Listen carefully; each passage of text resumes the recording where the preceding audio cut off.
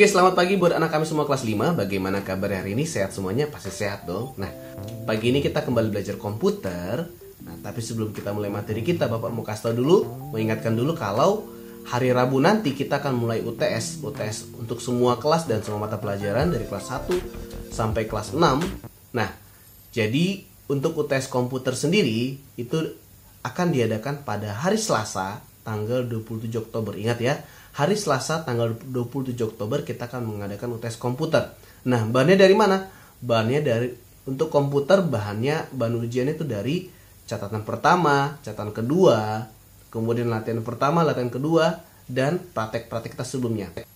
Oke, satu lagi Bapak mesti ingatkan adalah tentang pengumpulan jawaban. Nah, karena ketepatan waktu pengumpulan jawaban itu termasuk dalam penilaian.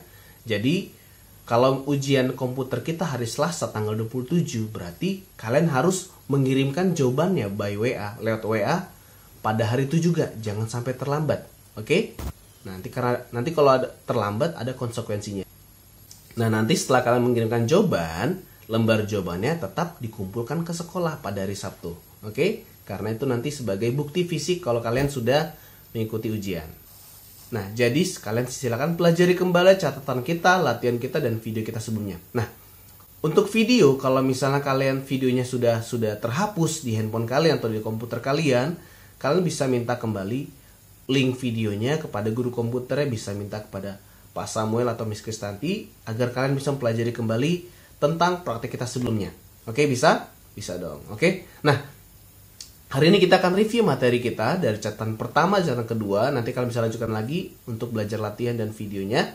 Oke, kita akan mulai di catatan pertama kita. Tapi sebelumnya, Bapak minta kalian untuk ambil buku catatan komputermu. Oke, ambil buku catatan komputernya supaya kita bisa baca bersama-sama dan review bersama-sama tentang materi kita. Oke, sudah diambil buku catatannya? Oke, Pak harap semua sudah ngambil buku catatannya. Kita mulai dari catatan pertama kita. Catatan pertama kita itu judulnya adalah Microsoft Excel. Nah, apa pengertian Microsoft Excel?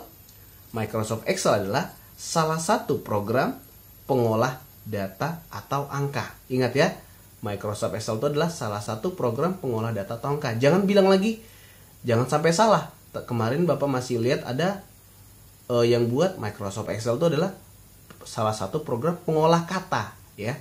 Kata dan data itu beda. Jadi ingat, kalau Microsoft Excel itu pengolah data atau angka.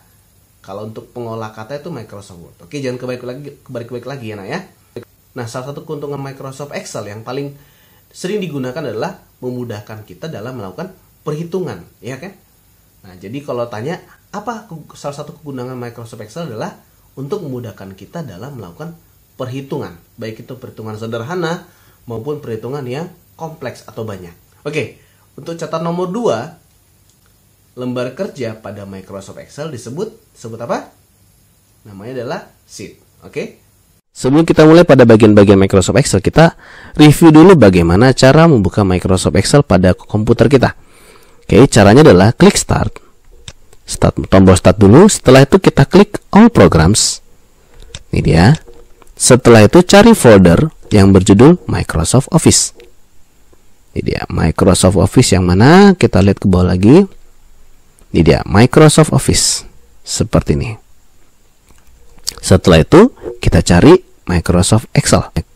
Di sini Bapak menggunakan Office 2016, tapi sebenarnya sama saja dengan versi yang lain, hanya tampilan saja berbeda sedikit.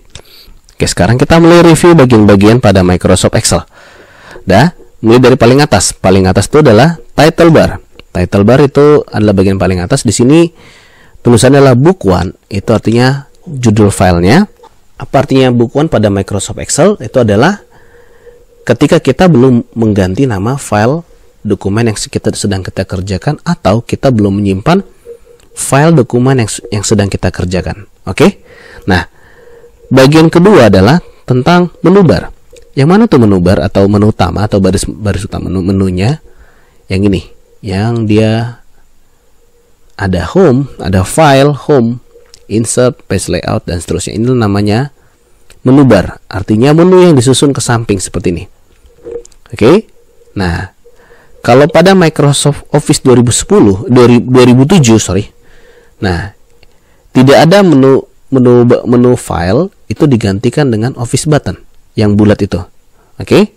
Nah, jadi kalau pertanyaan apa perbedaan Excel 2007 dengan Excel 2010? Ada perbedaannya adalah pada Excel 2010 itu Office buttonnya atau yang bulat itu digantikan dengan menu bar file. Oke. Nah, bagian ketiga adalah status bar. Status bar yang mana? Status bar itu adalah yang ini, yang bawah sini. Dah, ini dia. Inilah status barnya. Oke, yang ada tulisan ready. Nah, status bar itu nanti berisi informasi dokumen yang sedang kita buat. Nah, ini dia. Sini ready artinya dokumennya sudah siap untuk mulai diketik. Oke. Nah, di bagian tengah sini ada namanya, yang kotak-kotak ini namanya worksheet. Oke. Worksheet. Nah, atau disingkat sebagai sheet. Sheet 1, sheet 2 dan seterusnya. Oke. Nah, perbedaannya kalau Microsoft Excel dan Word adalah dalam satu file kita bisa mengerjakan beberapa worksheet. Nah, yang mana scroll bar vertikal? Scroll bar vertikal itu yang ini. Gunanya dia untuk menggeser lembar kerja ke atas dan ke bawah seperti ini. Sedangkan untuk scroll bar horizontal itu berada pada bagian bawah sini dan gunanya untuk menggeser lembar kerja ke samping. Sekarang kita akan review tentang kolom, row, dan cell. Nah, kalau pada Microsoft Excel itu ada alfabet bagian atas seperti ini. Kemudian ada di sebelah kiri itu ada angka. Nah, apa bedanya? Kalau A ini adalah kolom, yang artinya semua kotak-kotak yang berada di bawahnya itu disebut sebagai kolom A.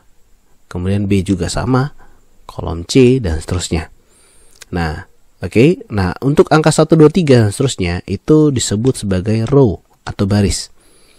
Nah, jadi kalau misalnya kita klik 1, itu artinya kita memilih semua sel yang berada pada row 1 seperti ini.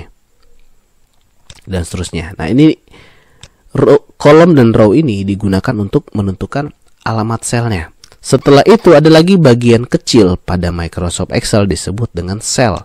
Nah, sel ini punya nama sesuai dengan posisinya. Misalnya kita klik sembarang sel di sini. Sel di sini mempunyai nama, dia berada pada kolom E baris keempat, berarti namanya adalah E4. Kemudian yang ini kita klik sembarang saja. Ini juga sama. Dia berada pada kolom G, kemudian pada baris 3, berarti namanya adalah G3.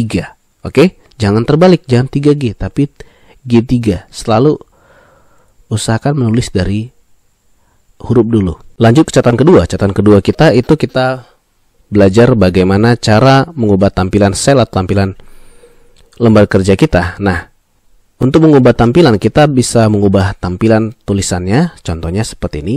Kita buat contoh tulisannya. Contoh tulisan. Oke.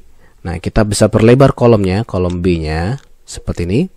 Nah, untuk memformat sel, dalam memformat sel, kita bisa mengubah tampilan tulisannya, font face-nya seperti ini. Kita bisa mengklik icon font face. Nah, nama ikonnya bukan icon Calibri, tapi namanya icon font style atau font face. Nah, kita bisa ganti modelnya, dan juga kita juga bisa mengganti ukurannya dari angka 11 menjadi angka ukuran yang kita inginkan. Kemudian kita juga bisa mengganti pada Microsoft Excel, juga kita bisa mengganti warna tulisannya. Nih seperti ini. Nah, oke. Nah, ketika tulisan kita tidak muat, kita bisa menggeser, mengubah ukuran dari kolomnya. Oke. Nah, kemudian pada Microsoft Excel kita juga bisa menggunakan bold seperti pada Microsoft Word. Kemudian ada italic, dan juga kita bisa menggunakan underline seperti ini. Nah, sesuai dengan kebutuhan kita. Dan juga pada Microsoft Excel itu juga ada alignment, perataan tulisan. Nah, kalau pada Microsoft Excel ada 6 jenis perataan seperti ini. Ini kita perlebar saja supaya lebih kelihatan. Nah, di sini ada alignment top. Top itu artinya tulisan akan berada di bagian atas, top align. Kemudian sampingnya itu adalah middle align, di tengah-tengah antara atas dan bawah. Kemudian ada bottom align di bawah. Nah, kemudian yang sampingnya dari kiri kanan, ini sebelah kiri. Ini diratakan ke tengah, kemudian ini diratakan ke kanan. Nah, biasanya sering digunakan adalah center dan middle, seperti ini. Oke? Nah, pada Microsoft Excel juga kita bisa memberikan warna pada selnya, itu dengan cara kita mengklik fill color, seperti ini. Hati-hati jangan terbalik antara fill color dengan font color. Kalau font color itu cuma mewarnai tulisannya saja.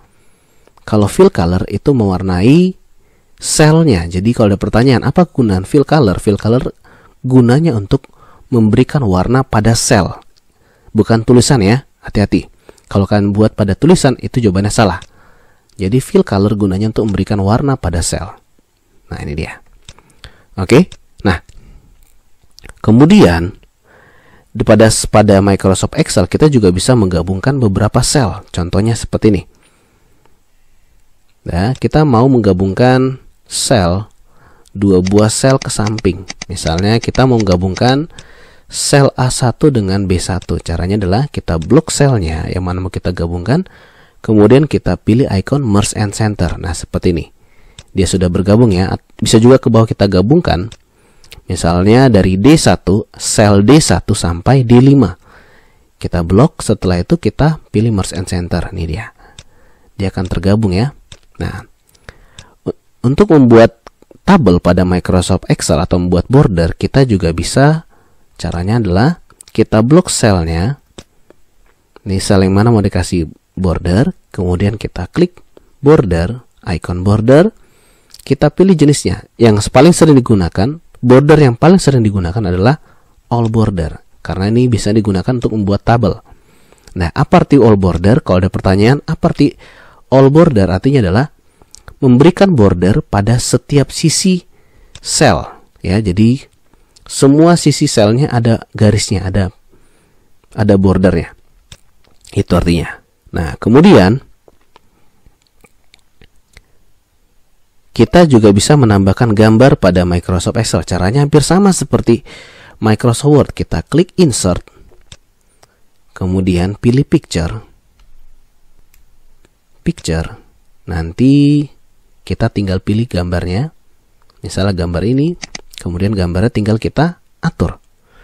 Nah, untuk mengubah ukuran gambar pada Microsoft Excel, kita bisa menggunakan handlebarnya seperti ini. Handle point-nya. Nah, yang mana tuh handle point? Handle point itu adalah ketika kita klik gambar, ada bulat warna putih seperti ini. Itu namanya handle point. Kita klik handle point-nya, kita tarik, kita kasih kecil. Nah, ini yang bulat ini namanya handle point. Yang bulat di pinggir-pinggir gambar ini, itu namanya handle point. Oke, nah sesuai dengan kebutuhan kita. Nah, bisa juga kita menggunakan shape. Caranya, gambar berupa shape, insert, kemudian kita pilih shape. Seperti ini, kita pilih shape-nya apa saja. Nah, ini dia, apakah kotak atau lingkaran, terserah kita. Insert, kemudian shapes. Ini dia, bisa lingkaran. Nah, atau kita bisa menggunakan clip art. Nah, tapi pada kebetulan Bapak menggunakan Office 2016, di Office 2016 tidak ada clip art lagi. Nah, tapi caranya sama. Insert, kemudian nanti pilih clip art. Tapi sini tidak ada clip art karena Office versinya adalah versi 2016. Oke? Nah, itu saja yang perlu kita review di catatan pertama dan kedua. Nanti kalian bisa baca-baca kembali latihan-latihan kalian, latihan pertama, latihan kedua, kemudian pelajari kembali video-video pembelajaran sebelumnya. Dan kalau misalnya video sebelumnya sudah hilang atau terhapus, kalian bisa minta kembali kepada guru komputernya. Kalian bisa tanyakan kembali kepada Pak Samuel atau Miss Kristanti. Nanti akan dikirimkan kembali video pembelajaran. Oke? Nah, itu saja yang perlu kita review hari ini. Selamat belajar buat anak kami semuanya. Bapak yakin kalian pasti bisa untuk mengerjakan UTS minggu depan. Sampai jumpa di pertemuan berikutnya. Bye-bye.